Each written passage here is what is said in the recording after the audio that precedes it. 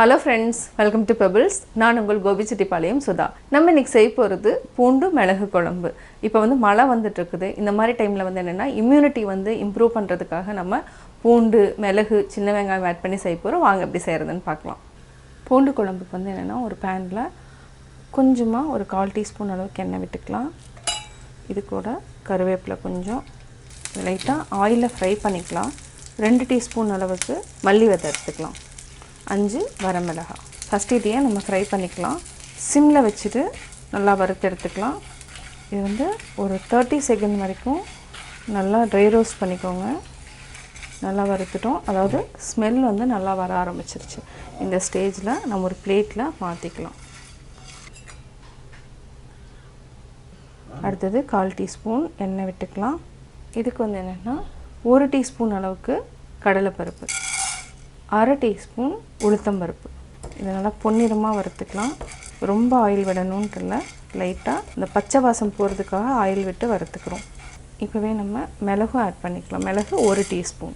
நம்ம சீரகம் வந்து கடைசியாக போட்டுக்கலாம். அதாவது கேஸ் ஆஃப் பண்ணிவிட்டு போட்டுக்கலாம். சீரகம் வந்து என்னென்னா சீக்கிரமாக ட்ரை ரோஸ்ட் ஆகிரும். கடலைப்பருப்பு உளுத்தம்பருப்புக்கு கொஞ்சம் டைம் எடுக்கும். மிளகும் அதே மாதிரி தான். இந்த மூணையும் நல்லா பொன்னிறமாகிற வரைக்கும் வறுத்துக்கலாம்.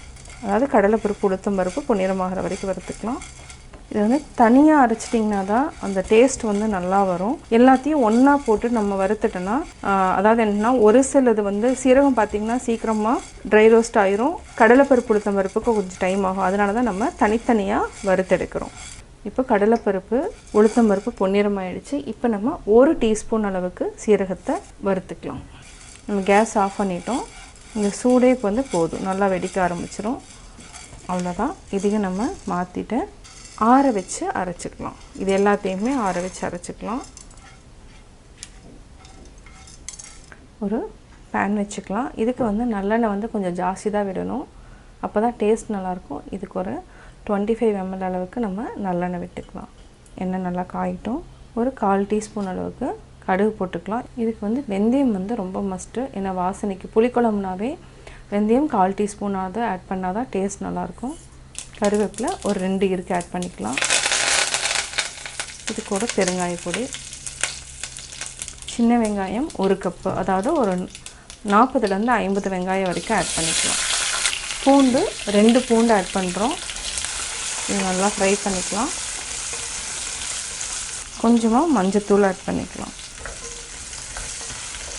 சின்ன வெங்காயம் பூண்டு நம்ம 1 நிமிஷம் வரைக்கும் நல்லா வதக்கிட்டோம். அதாவது ஸ்மெல் வந்து வந்ததுக்கப்புறம் நம்ம தக்காளி ஆட் பண்ணிக்கலாம்.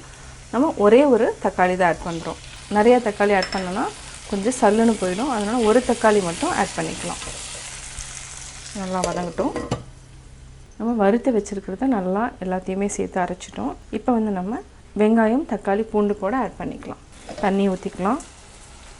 இது நல்லா கொதிக்கட்டும். கொதித்ததுக்கப்புறம் நம்ம புளி ஆட் பண்ணிக்கலாம். புளி வந்து நெல்லிக்காய் அளவுக்கு நம்ம ஊற வச்சுருக்கிறோம். நல்லா கரைச்சிட்டு நம்ம ஆட் பண்ணிக்கலாம். இது வந்து பெரிய நெல்லிக்காய் அளவுக்கு நம்ம எடுத்துருக்குறோம். நம்ம நல்லா மிக்ஸ் பண்ணிவிட்டு இதுக்கு தேவையான அளவு உப்பு ஆட் பண்ணிக்கலாம். இது ஒரு 2 நிமிஷம் நல்லா கொதிக்கட்டும். அதுக்கப்புறம் நம்ம புளி ஊற்றி எண்ணெய் மேலே வர வரைக்கும் கொதிக்க வச்சுக்கலாம். இப்போ மூடி வச்சுக்கலாம்.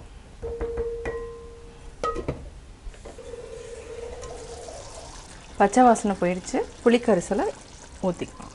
நல்லா மிக்ஸ் பண்ணிக்கோங்க. இப்போ என்னென்னா நல்லா பிரிஞ்சு வர வரைக்கும் வேக வச்சுக்கலாம். இது வந்து என்னென்னா 1 வாரம் வரைக்கும் நம்ம ஃப்ரிட்ஜில் வந்து ஸ்டோர் பண்ணிக்கலாம், கெட்டு போகாது. இப்போ இன்னும் கொஞ்சமாக உப்பு ஆட் பண்ணிவிட்டு கொதிக்க வச்சுக்கலாம். மூடி வச்சிடலாம். இது மினிமம் வந்து ஒரு 8 to 10 மினிட்ஸ் வரைக்கும் நல்லா கொதிக்க வச்சுக்கலாம். பூண்டு குழம்பு பார்த்திங்கன்னா நல்லா எண்ணெய் வந்து மேலே வர ஆரம்பிச்சிருச்சு. இது இடையில நல்லா மிக்ஸ் பண்ணிகிட்டே இருங்க. 8 நிமிஷம் ஆயிடுச்சு. இன்னும் ஒரு 2 நிமிஷம் நல்லா கொதிக்கட்டும். இன்னும் கொஞ்சம் எண்ணெய் வந்து மேலே வரட்டும். அதுக்கப்புறம் நம்ம ஆஃப் பண்ணிக்கலாம். இன்னும் ஒரு 2 மினிட்ஸ் ஆகட்டும். 2 நிமிஷம் ஆயிடுச்சு. பார்த்திங்கன்னா எண்ணெய் வந்து நல்லா மேலே வர ஆரம்பிச்சிருச்சு. இந்த ஸ்டேஜில் நம்ம ஆஃப் பண்ணிக்கலாம். பூண்டு மிளகு குழம்பு ரெடி. பூண்டு மிளகு குழம்பு ரெடி. பார்த்திங்கன்னா பூண்டும் நம்ம நிறைய ஆட் பண்ணியிருக்கிறோம். சின்ன வெங்காயம், மிளகு. இது வந்து என்னென்னா இந்த மழை டைமு ஃபீவர் வந்துச்சுன்னா கூட இந்த மாதிரி குழம்பு வச்சு நம்ம சாப்பிட்லாம். சுவையான பூண்டு மிளகு குழம்பு ரெடி. பூண்டு மிளகு குழம்பு எப்படி செஞ்சீங்கிறத பார்த்தீங்க. அதாவது மழைக்காலங்களில் வந்து இந்த மாதிரி ஃபுட் எடுத்துட்டோம்னா நம்ம வந்து உடம்பு வந்து ஆரோக்கியமாக இருக்கும். நீங்களும் வீட்டில் ட்ரை பண்ணி பாருங்கள். பார்த்துட்டு உங்களுடைய கமெண்ட்ஸ் எனக்கு சொல்லுங்கள். லைக் பண்ணுங்கள், மறக்காமல் சப்ஸ்கிரைப் பண்ணுங்கள். என்னோட குக்கிங் வீடியோ முடிஞ்சதுக்கப்புறம் பார்த்தீங்கன்னா ஒரு திருக்குறள் வந்து நீங்கள் பார்க்கலாம். உங்கள் குழந்தைகளுக்கு நீங்கள் சொல்லித்தரலாம். செயிரின் தலை பிரிந்த காட்சியார் உண்ணார், உயிரின் தலை பிரிந்த ஊன். பிரிதோர் உயிரின் உடலிலிருந்து பிரிந்து வந்த ஊனை குற்றமற்ற அறிவுடையோர் உண்ணமாட்டார்.